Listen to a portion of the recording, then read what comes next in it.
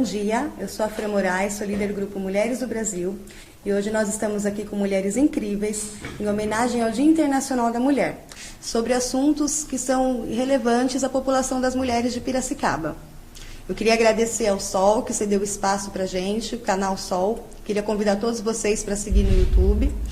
E agora eu vou apresentar cada uma das minhas meninas do núcleo de Piracicaba. Meninas, eu coloquei aqui em ordem alfabética, tá? Sem preferências por nenhuma, tá? Mas nós estamos aqui com a Aldelise Nascimento. A Aldelise, ela é jornalista, ela é especializada em administração pública e gerência de cidades e marketing. A Aldelise, ela é uma ativista muito antes de estar com a gente no núcleo. Ela é uma empreendedora cívica do RAPS, que é a Rede de Ação Política e Sustentabilidade. E hoje ela é conselheira do Conselho Municipal de Educação de Piracicaba. A gente está com a Ana Paula Martinez. A Ana é psicóloga, ela é docente, ela é consteladora sistêmica familiar e jurídica, psicóloga forense do Tribunal de Justiça do Estado de São Paulo, além de ser mestre em educação especial e doutoranda em psicologia social. A Eliana Cesário. A Eli é líder comunitária, representante do CRAS, que é o Centro de Referência de Assistência Social, e conselheira do SEMAS.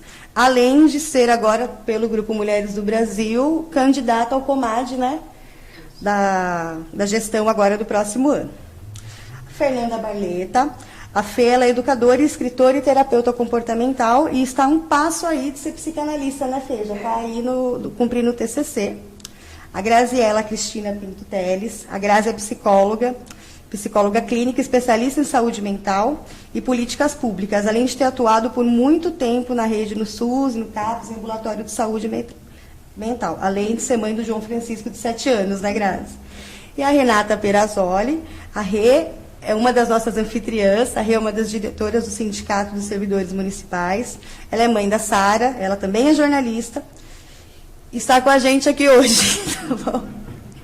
Meninas, a gente montou uma pequena pauta, e o que a gente entendeu, o que a gente entrou em consenso? Que hoje, um dos assuntos que está mais falado, tem muito reclamado, acho que a pandemia também trouxe isso muito à tona, é a habitação aqui em Piracicaba, né?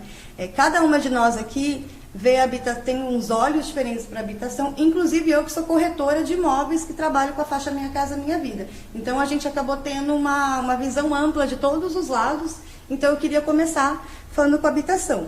Antes de começar, eu queria só passar alguns dados que eu colhi na Escola do Legislativo. Em 2020, Piracicaba contava com 61 conjuntos habitacionais. Eles contemplam mais de 23 mil unidades, com mais de 76 mil pessoas. Ele, além de líder comunitário, a gente sabe que você é, inclusive, residente, né? Você mora em um desses conjuntos.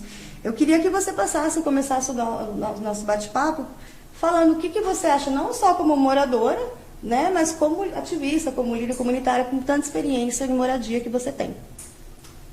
Tá bom. Bom dia a todas, né, essas mulheres aqui incríveis, né, que a gente tem em Piracicaba. E falando um pouco assim de habitação, eu falo para vocês assim que é um complicador e é meio complexo, muito burocrático, né? E a luta por moradia, né, desde que eu me conheço por gente, foi assim, uma batalha.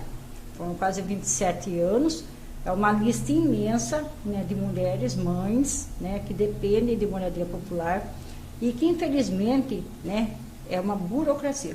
Por quê? Porque você faz as suas inscrições, você fica lá no índice, né, de pleitear uma moradia. E infelizmente, né, eu falo infelizmente, existem várias situações em que a pessoa passa pelo processo, às vezes fica 15, 20 anos, 25 anos, porque a gente ainda tem uma lista enorme, né, o índice está aumentando cada vez mais, e com essa pandemia, com a falta de emprego, né, as mulheres, principalmente a gente fala das mulheres, né, elas, a maioria é mãe solo, né? Eu falo mãe solo por quê? Porque essas mães, né, geralmente elas não têm esposo, né? Não tem um marido.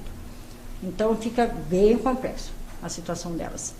E quando eu resolvi lutar por moradia popular, né, é assim, buscando as informações. Então a gente foi buscar lá na Constituição de 1988, porque lá diz, né, que a gente tem direito, né, à moradia digna, que a gente tem direito, né, a ter tudo planejado nessas moradias, né. Infelizmente a gente não tem, né. Quando a gente foi morar no Vida Nova, né, primeiro foi o IPES, depois teve o Piracicaba e depois veio o Vida Nova. Então, quando a gente questionou algumas situações, a gente verificou que a gente tem a moradia, né, sendo construída, e às vezes por problema, eu não sei se de má gestão, né, administrativa, essas moradias elas ficam longe da cidade, né, longe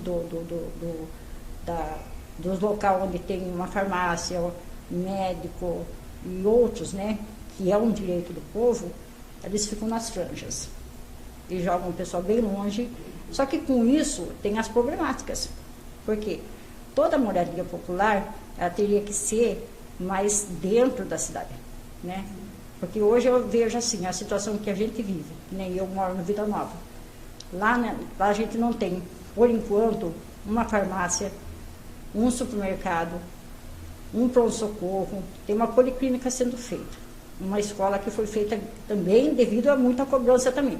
Porque na época era o Geraldo Alckmin, né, o governador, depois veio o Dória, né, e foram cobranças. Ainda a gente tem a creche que foi colocada agora, e uma escola que foi dividida entre creche e escola. Só que a gente também cobrou uma escola de ensino fundamental e uma escola de ensino médio. Só que com essa mudança de gestão, arrancaram a placa de lá e não foi feito ainda, mas o projeto está lá para fazer, né? E a gente fica na cobrança de transporte público que está com essa pandemia, tiraram o transporte público, né? Tinha 2 linhas, uma que era a Vale do Sol e uma outra que era o Vida Nova. Tiraram a quantidade de ônibus, né? A gente vive lá no sofrimento, para não perder hora a gente usa Uber, muita gente não tem condições financeiras, né?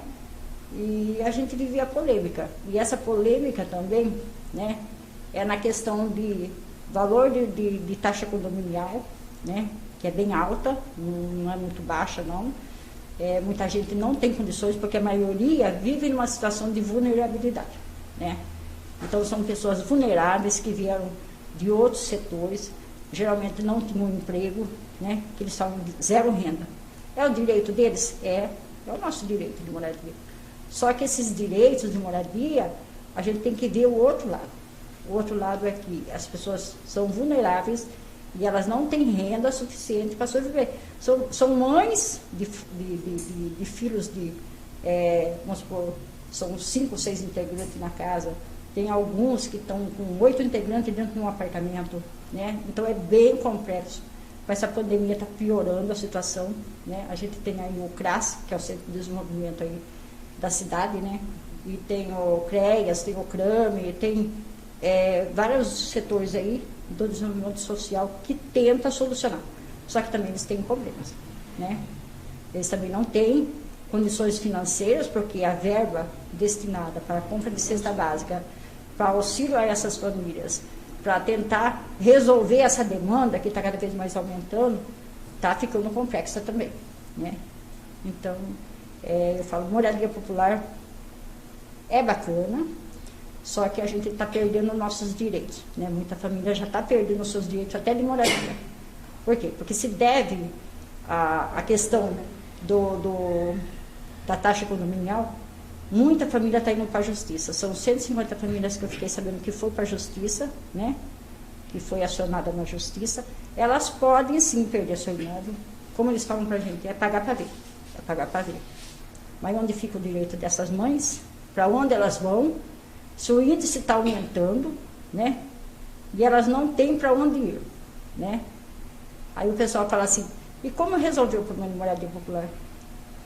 É difícil, sabe por quê? Porque não existe planejamento nessa cidade. A cidade é mal planejada, as pessoas têm direito sim à moradia, mas deveria ter um olhar mais aprofundado nessa situação, né?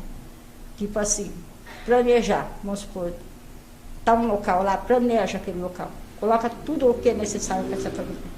né? Que nem água, luz, meios de sobrevivência.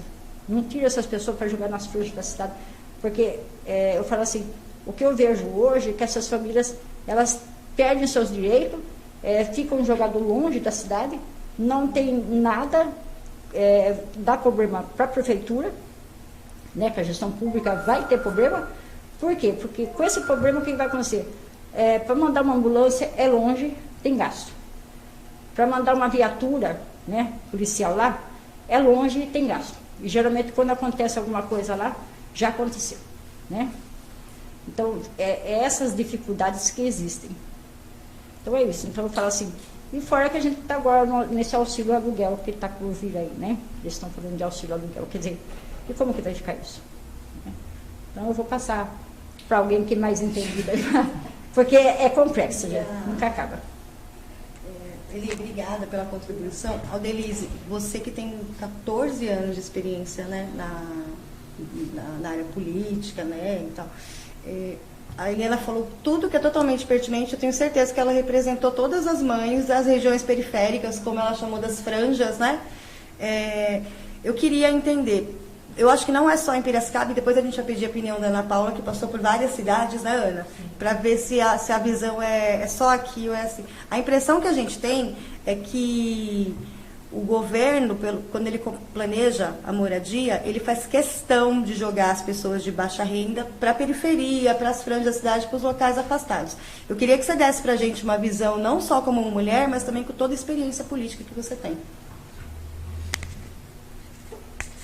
Bom, eu acho que a dona Eliane, como eu disse ontem, né, na nossa conversa, ela é uma pessoa que mais representa e também assim, as lideranças, que nem a dona Eliane está há 28 anos liderando na causa de direito à cidade, de direito à moradia, né? Então, assim, como ninguém, ela tem uma experiência até melhor do que de quem está na gestão pública. E tudo que ela falou realmente é verdade, né? E eu acho que o Minha Casa Minha Vida é um programa que veio para resolver o problema, porém ele foi invertido. Por exemplo, aqui na cidade de Piracicaba, a gente tem mais de 70 núcleos de favela, né?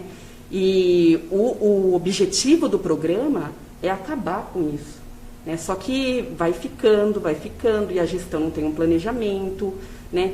Tem uma forma de você melhorar a moradia ou dar uma moradia digna. Por exemplo, a gente fala muito sobre o afastamento dessas moradias, que foi o que a dona Eliane falou, enquanto a gente tem quase 40% aqui no município, na cidade de Piracicaba, de núcleos vazios, onde poderiam ser feitas essas moradias. E está perto de tudo, está perto da escola, está perto de uma UBS, tem supermercados, tem farmácia. Gente, como que você coloca as pessoas nas franjas da cidade, onde as pessoas não têm nem a oportunidade de fazer compra para se alimentar, porque não tem supermercado, sabe? Então, assim, é muito complicado. Além disso, o problema da mobilidade. Como que você coloca as pessoas longe da cidade, onde as pessoas têm que sair para vir trabalhar no centro, e assim, ela tem que levantar 2 horas antes, porque só tem um ônibus. Isso é desumano, além de ser, né, é muito desumano. Então, são muitas questões, as questões da educação das crianças, principalmente com essa pandemia, né? E aí você fala, eu falo dos núcleos que tem as favelas, que não deveria ter, por exemplo, Salto, que é uma cidade pequena, eu conheço bastante, eu nasci na cidade de Salto, ali na região de Itu, então eu conheço um pouco Salto, Itu, Indaiatuba. Salto não tem favela. E eles começaram agora com a questão de prédios, porque antes era só... as moradias lá não eram prédio, como... me fugiu a palavra agora. Era só residência. Então, na verdade, há uns 2, 3 anos agora, mas lá não tem favela. Então, assim, era um exemplo, só que teve uma flexibilidade na última gestão atual que estava, que flexibilizou essa questão dos apartamentos, né? Então, mas é para a gente pensar, quando você fala, imagine as pessoas que estão em vulnerabilidade, e você fala com uma questão da educação, fazer a lição de casa, mas a pessoa não tem nem casa para morar, né? Então, assim, é muito complicado. Então, eu acho que é isso, eu acho que a gente tem que continuar, eu acho que teve um avanço com o novo plano diretor, a Eliane participou bastante dessa discussão na Câmara, né? Tem o plano de habitação, que ainda precisa ser colocado em prática, e a gente tem pegado muito nisso. Então, eu acho que as discussões, elas têm que continuar, assim, nesse sentido, as cobranças, né? E, assim, tem que ter ações efetivas para que as coisas mudem. Nem telefone. Deixa eu complementar.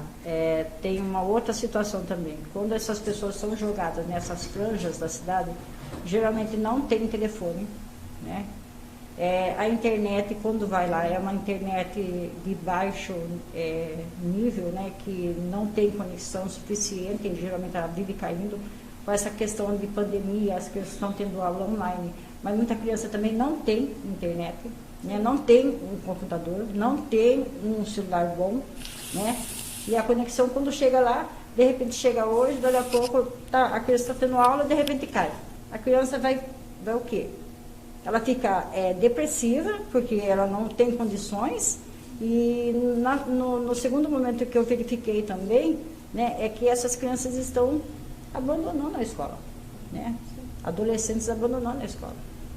Então, é muito triste, né, ver essa realidade dessas moradias nessas franjas da cidade. Obrigada.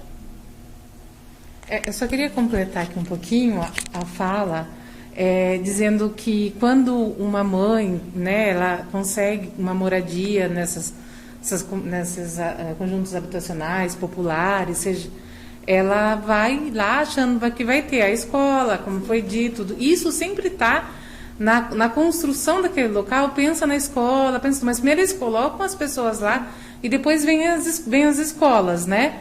Eu atuei durante 10 anos em Secretaria de Escola Municipal, trabalhei em algumas escolas da periferia da cidade, né, bairros mais afastados, e esse problema da moradia é constante em todos os lugares. Eu conheço uma moradora lá do Vida Nova e que ela passa a semana na casa do pai, que é numa região mais central, só para vocês entenderem, porque por conta de escola da filha dela, por conta do trabalho dela e de estar mais próxima a tudo. Então, é essa realidade, né, que o morador de lá encontra. Só para trazer um exemplo mais prático aqui. Ela resolve o problema da moradia, né? Mas acaba criando outros problemas. Mas não, né? Usa a moradia. E é como a Aldelise falou, a gente chega no sentido de que é lição de casa sem ter casa para fazer e lição online sem ter online para cumprir. Né? E com essa situação também tem a questão que a criança, né? A criança hoje em dia, ela depende de uma alimentação. E com essa falta de aula, né? As crianças no começo estavam recebendo uma cesta da prefeitura, né? Mas só que agora, infelizmente, não tá ocorrendo isso aí também. Na verdade, não foi nenhuma cesta que foi entregue, né? Eu não passei, mas eu faço parte do CAI, do Conselho de Alimentação Escolar. Foi uma briga muito grande fazer com que entregasse aqueles kits de alimentação para as crianças do ano passado. Era um kit muito simples, não completava a necessidade da criança. O último kit que teve o hortifruti, alguma coisa que tinha mais nutrientes para a criança, porque o que ia era arroz, feijão, macarrão. E a criança precisa de muito mais do que isso, né? Às vezes a criança ela faz a sua principal local de alimentação a escola. Com a pandemia ela perdeu isso. Então isso pode gerar mais um monte de problemas de saúde até. Chegando à desnutrição mesmo. Então, essa entrega desses kits foi uma briga muito grande do CAI. A gente teve uma pessoa que eu fiquei sabendo que entrou no Ministério Público também e que foi onde forçou com que a Prefeitura, o ano passado, fizesse a entrega desses kits. Mas até agora, as aulas já começaram, as crianças não estão indo todos os dias e ainda não foi feito nenhum comunicado de entrega de kit, nada. A criança vai 1 ou 2 vezes para a escola e os outros dias ela continua sem essa alimentação. Então, né, desses kits, que fosse um kit de alimentação suplementar, do mesmo jeito como foi feito, mas que ajuda muito. Poderia até melhorar. Tem criança que não precisa do kit na rede pública, poderia fazer um trabalho em conjunto com o CRAS, uma triagem, ver quem realmente precisa e melhorar o kit para essas crianças. É uma questão de planejamento, né? Se houver um planejamento, né? Nós estamos há 1 ano aí da pandemia, já agora dia 20 de março completa, que foi parado tudo, né? Completa 1 ano. E se houvesse esse planejamento, é exatamente isso. Tem crianças que estão na rede, mas a questão da alimentação não é o problema para essa criança. E tem muitas crianças que a alimentação é um problema, porque elas não têm alimentação. E principalmente agora que muitas mães perderam o trabalho. Muitas dessas mães, solo inclusive, trabalhavam no comércio. Só deixar um adendo em relação a tudo que foi falado sobre habitação e que a dona Eliane trouxe para a gente aqui, né? E também a Renata. Para vocês terem uma ideia, no ano de 2019, quando a prefeitura entregou os prédios do Vida Nova, o que aconteceu?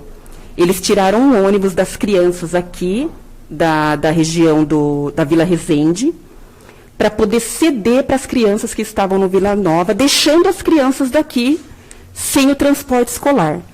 O que acontece? As crianças estavam vindo a pé, porque muitas mães trabalhavam, e passando por um beco onde era biqueira de droga. Então, assim, eu tive acesso a todo esse processo. Então, assim, são coisas gravíssimas. Quer dizer, eles colocam sem estrutura as famílias nas franjas da cidade e desestrutura uma outra parte da cidade para poder atender.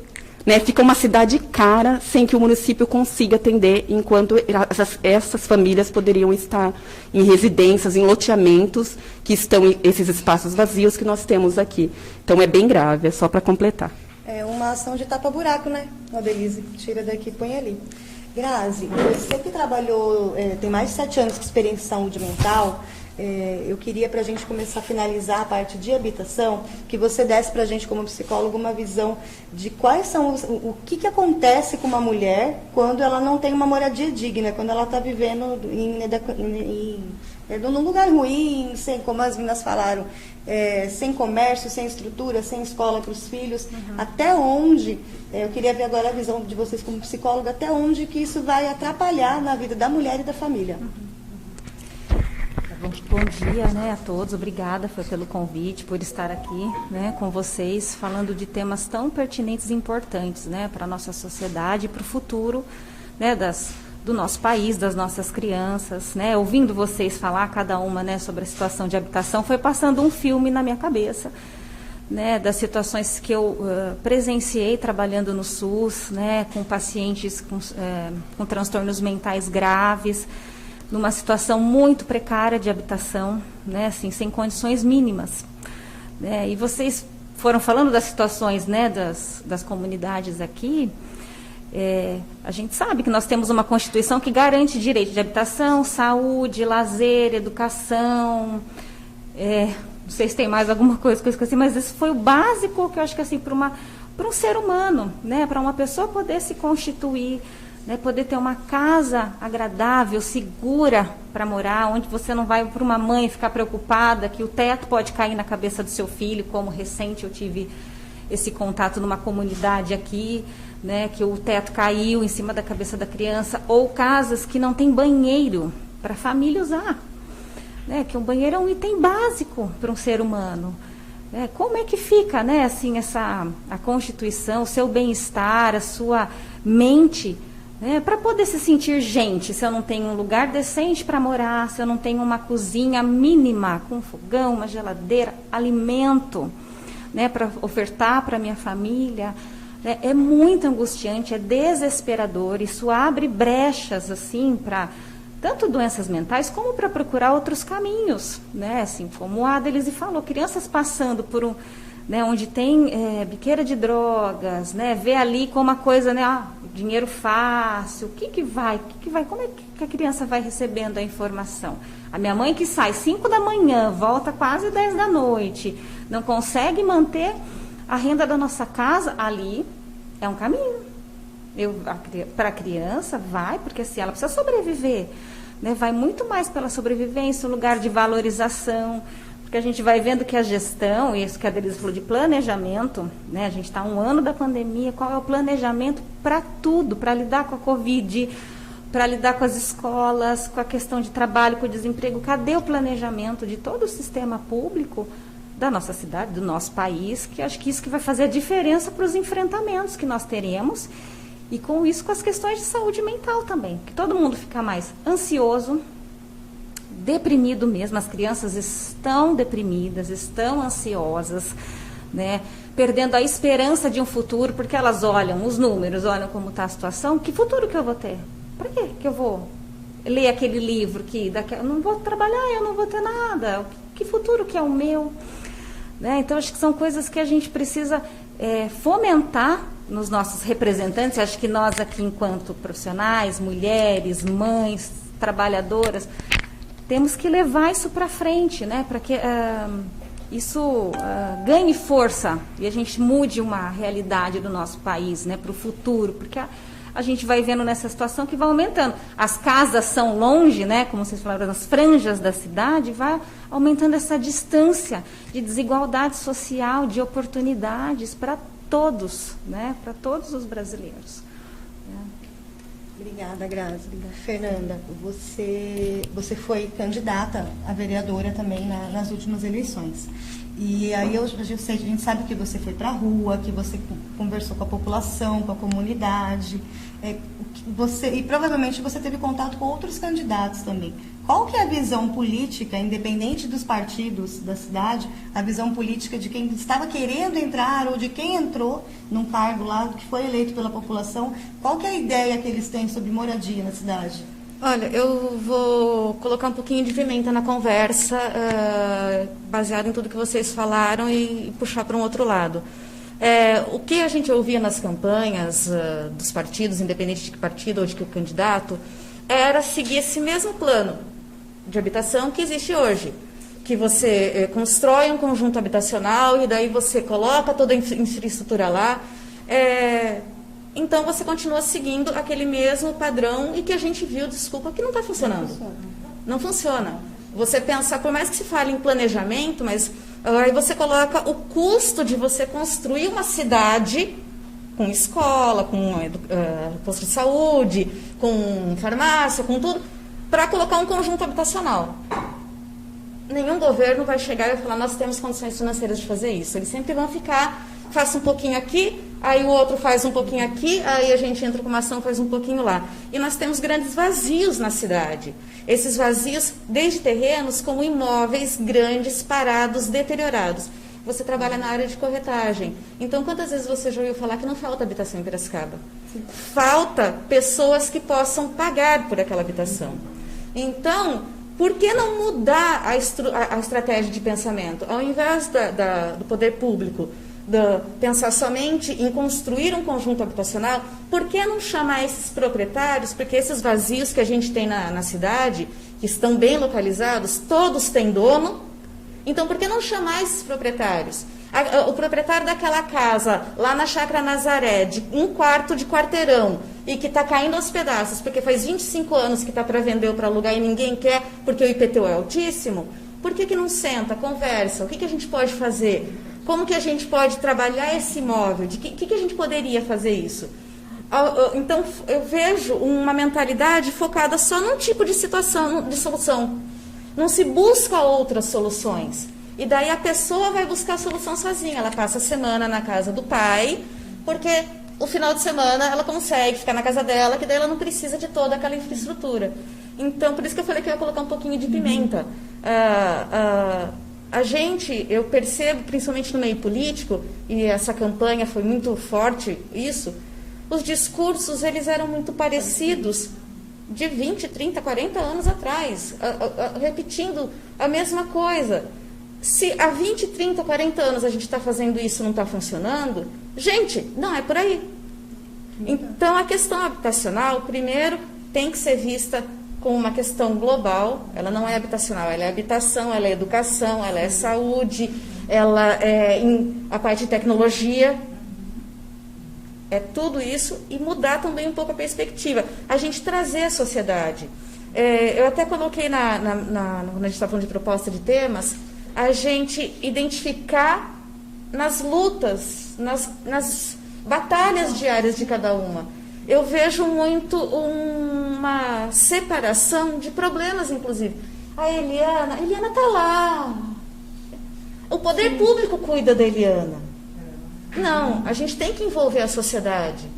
Porque uma pessoa que mora no Vida Nova e trabalha no centro, isso vai repercutir na vida das pessoas com quem ela trabalha, na vida do patrão, da patroa. Ou seja, todos nós estamos interligados. Não tem como a gente tomar uma atitude, o governo tomar uma atitude sem entender que todos estamos interligados. Então, para a gente realmente começar a falar de habitação, eu coloco que é importante a participação geral da sociedade, não só de poder público. Obrigada. Eu gostaria de fazer um complemento. Quando nós falamos dessa questão da habitação, o quanto ela incide, né? No último levantamento nacional de crianças em situação de acolhimento, e as últimas pesquisas comparativas que foi feita em 2001, replicada entre 2002 e 2014, do perfil das mães e das famílias de crianças em situação de acolhimento institucional, em que teve a destituição do poder familiar, que seria a maior sanção, né? A mãe perder a tutela do seu filho. Uma das características que apareceu, né, do perfil dessas famílias, além de questões de vulnerabilidade social, de extrema pobreza, de questões da presença de problemas psiquiátricos, o uso de drogas e bastante desarticulação da rede, né, ou ausência total da rede pública, mas um dos elementos que apareceu em todos esses relatórios foi a falta de moradia. E aonde estava, onde morava, onde estava a rede social de apoio dessas famílias. Então, essa questão ela incide totalmente na estrutura familiar. Foi caracterizado também a questão da família mononuclear, né, a ausência do pai. Praticamente 90% das mulheres em destituição familiar foi destituída a mulher, porque o pai já não estava presente, né? Então, há um recorte de gênero também nesses casos. E você vê a total desarticulação da rede, que realmente não é redistributiva essas políticas, não só na área da habitação, como da saúde.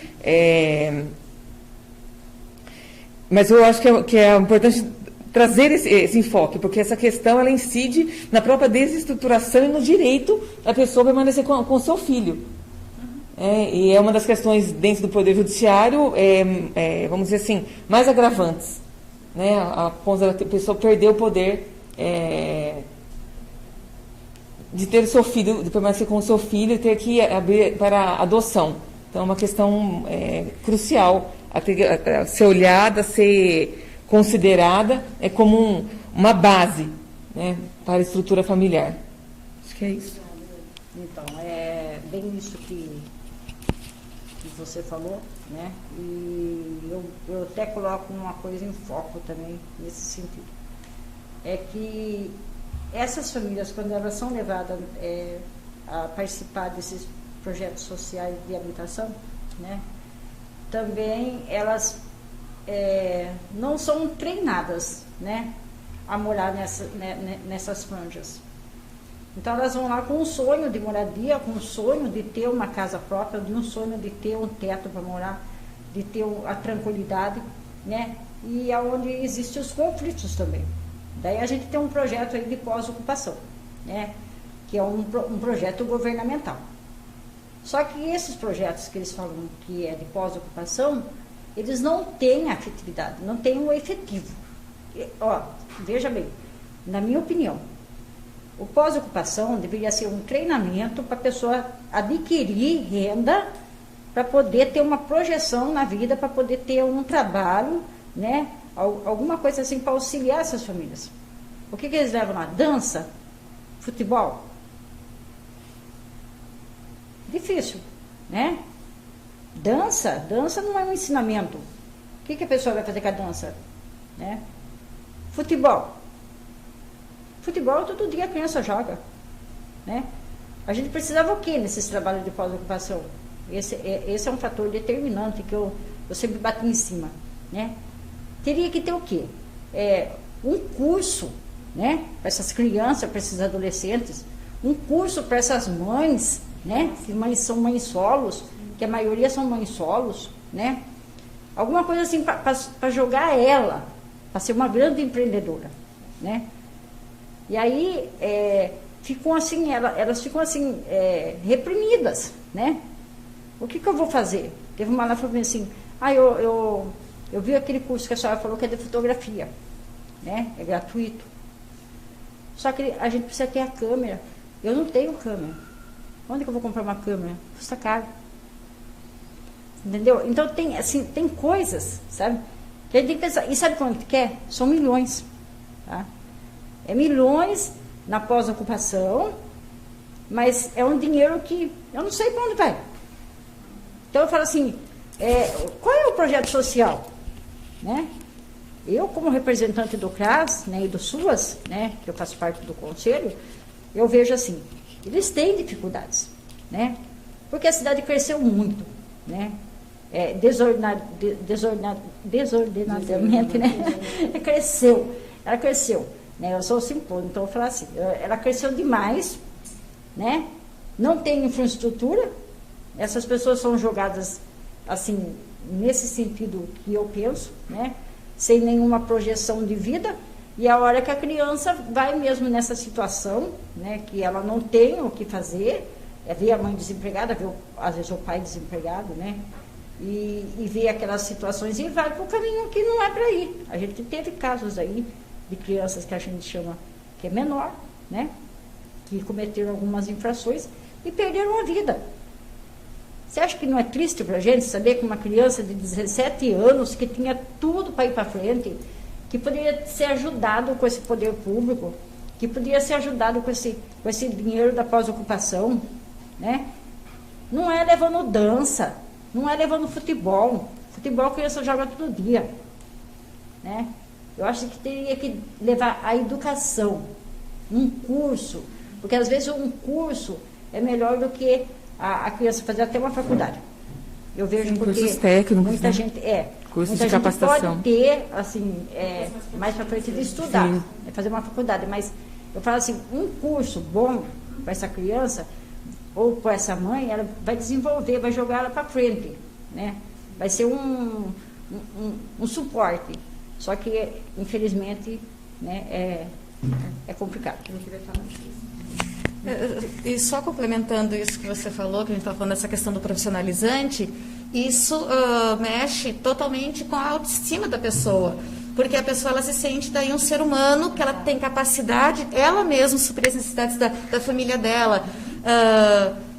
Quem já teve em situação de pedir ajuda, de ter que pedir comida, sabe o quanto isso dói na alma, o quanto é humilhante. Você não ter o dinheiro para comprar um pão para sua família, por mais que fale assim, imagine, você agradeça que tem pessoas que ajudam, mas é muito humilhante para o ser humano você se colocar na situação de que eu dependo de um outro, eu dependo do poder público para cuidar da minha família. Então, quando você da atividade de lazer, a lazer é importante, mas se você não está atendendo às necessidades básicas, o lazer ele é supérfluo. Como que eu vou aproveitar uma aula de dança ou uma partida de futebol se eu estou com fome, se eu estou preocupado, como que eu vou pagar a conta? Então, primeiro a gente atende essas necessidades básicas e isso trabalha a parte de lado humano, a pessoa se sente ser humano, se sente mais feliz e isso melhora a relação das mães, dos filhos, porque a gente vai passando tudo que a gente sofre, a gente vai passando o que a gente sofre do adulto em relação a gente vai passando para frente e a criança vai passando também. Então, a questão da prioridade, eu entendo isso que a Eliana fala, porque se você não tem a comida na mesa, a aula de dança não vai suprir a fome. A criança não tem nem força para jogar bola.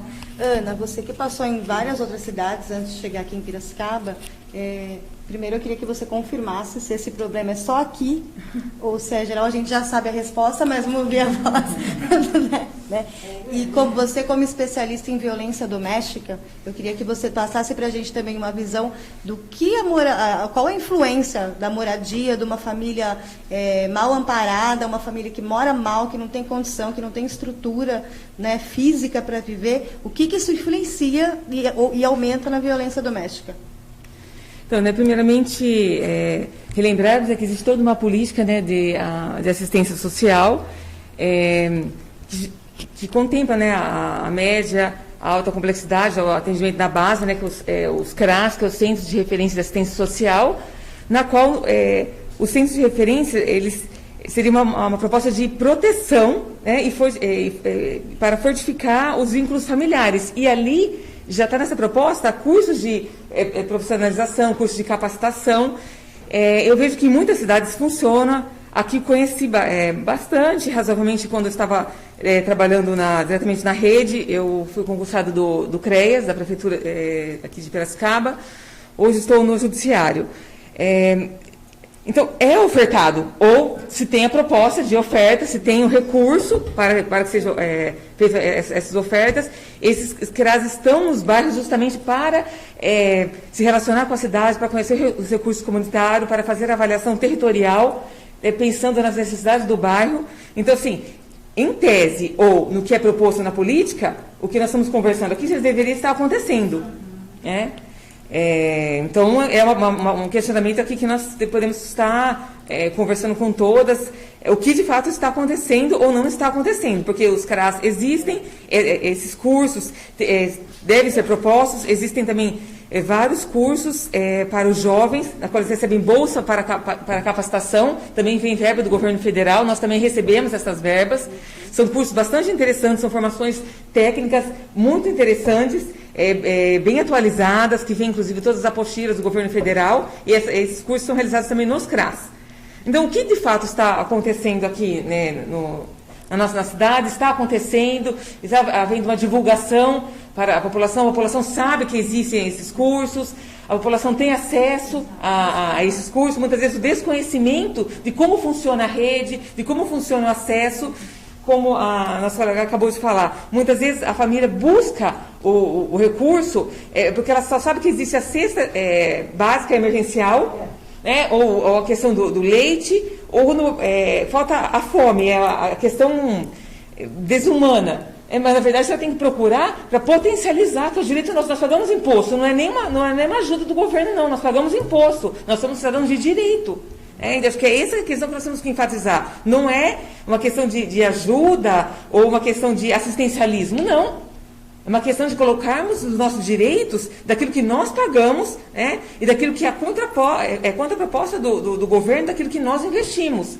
Mas o que de fato está acontecendo aqui nos CRAS, o que de fato está acontecendo na rede de saúde também, nos CAPs, qual a articulação que está acontecendo entre os CRAS, CREAS, os CAPs, porque a questão do problema psiquiátrico também que incide muito nas questões de judicialização nas varas da infância, você percebe que a ausência, né, do tratamento psiquiátrico dessas mães, a mendigância, a maior parte das crianças que o Conselho Tutelar, ou que as pessoas denunciam, que vão parar no Poder Judiciário, as crianças estão mendigando, estão pedindo comida na rua.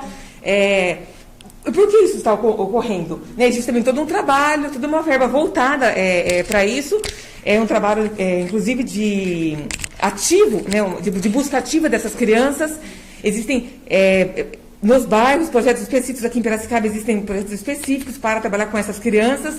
Então, a minha pergunta fica: o que de fato está acontecendo? Se existe estrutura, existe a verba, existe o projeto, só que na prática nós estamos vendo outros resultados sociais.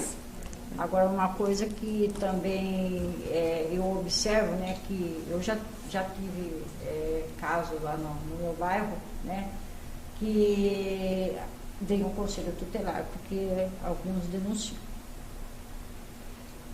Eu fico chateada, mas às vezes, né, a mãe, né, ela não tem o que fazer, não tem de onde tirar, e algumas até chegam a fazer coisas que não devem, né? acabam deixando as crianças em casa para tentar conseguir alguma coisa para suprir, né, a necessidade dos filhos. E aí a hora que algumas famílias que são mais estruturadas acham que está errado, denunciam essas mães, né? Então a gente tem vários casos lá de denúncia, né, do conselho. Mas só que ninguém verifica a situação que essas mães estão.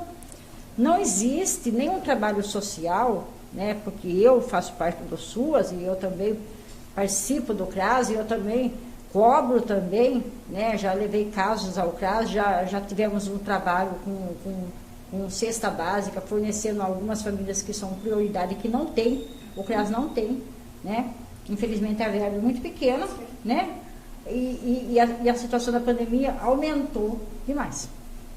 Então não tem condições. Então o que a gente consegue arrecadar, né, tem lá um padre lá que fornece cesta básica para algumas famílias, tem uma outra que é do Amor Fraterno, que fornece também, né, e eu ajudo a distribuir, né, então eu pego o nome das pessoas, junto com umas amigas minhas, a gente faz a visitação, ajeita lá as papeladas, envia para a pessoa, porque às vezes é o açaí que doa, às vezes é o Bom Menino que doa, às vezes, você entendeu? É um complexo, né, a gente saber essa situação. Mas eu falo assim, o Conselho Tutelar está certo de cobrar, né?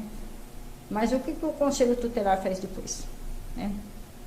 Já teve caso lá perto do meu bairro que a mãe perdeu a criança, perdeu a tutela da criança de tanta denúncia. Só que ninguém foi perguntar para ela, né, o porquê motivo. Então eu falo assim, a mulher solo, né, que não tem marido, é complicado, né? Porque se ela não tem de onde tirar, o que ela vai fazer?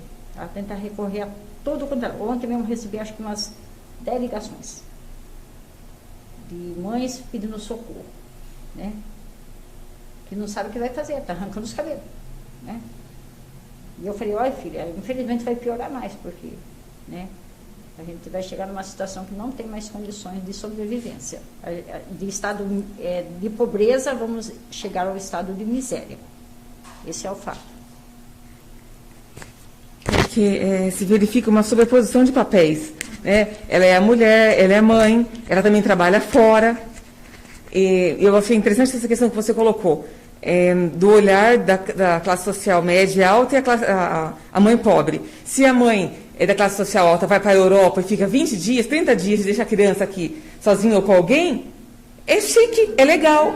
Agora, a mãe pobre que vai trabalhar e muitas vezes deixa a criança porque ela não tem com quem deixar, ou deixa alguém olhando, é negligência e é motivo muitas vezes de denúncia no Conselho Tutelar. Então, nós temos que repensar esse olhar. O que de fato é negligência? O que de fato está acontecendo? Exatamente. Que é aquela falta de empatia na luta do outro. Exatamente. E de olhar de fato o que é negligência. Não é uma negligência. Simplesmente ela não tem com quem deixar. Às vezes ela deixa a filha mais velha para cuidar das crianças mais novas. Isso é o ideal? Não é. Mas o que pode ser feito?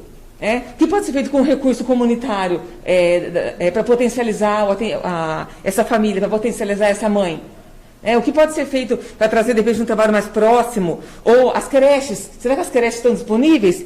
E por que essa criança está em casa? Possivelmente porque a creche não é integral.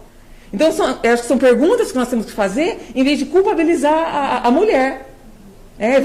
Quais são as políticas que estão faltando? E quando você olha para o contexto social, a história familiar daquela mulher, você percebe. É uma história, muitas vezes, de luta, uma história da ausência de políticas públicas, de creche, a mulher trabalha em 2 lugares, não tem rede social de apoio, muitas vezes tem o comprometimento de problemas psiquiátricos, tem algum filho que está envolvido com droga, ou o ex-marido está envolvido com drogas.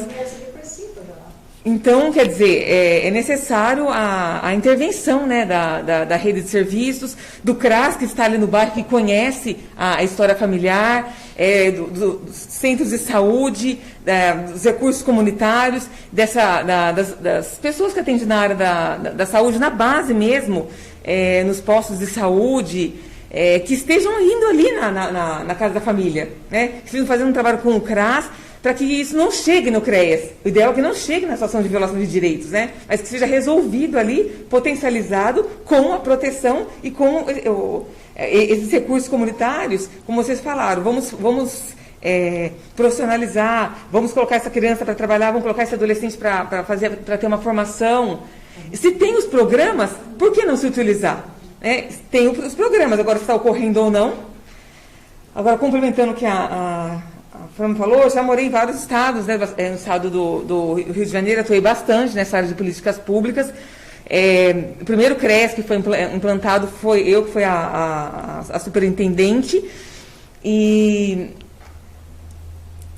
a visão diferente que eu percebo, né? Que eu acredito que quando de fato se implementa e os profissionais estão ali engajados na questão social, engajados em ouvir, chamar essa população. Qual que é a demanda? Quando nós queremos os CRAS e também fazíamos reunião com a população do CREAS, antes de ofertar, era feito um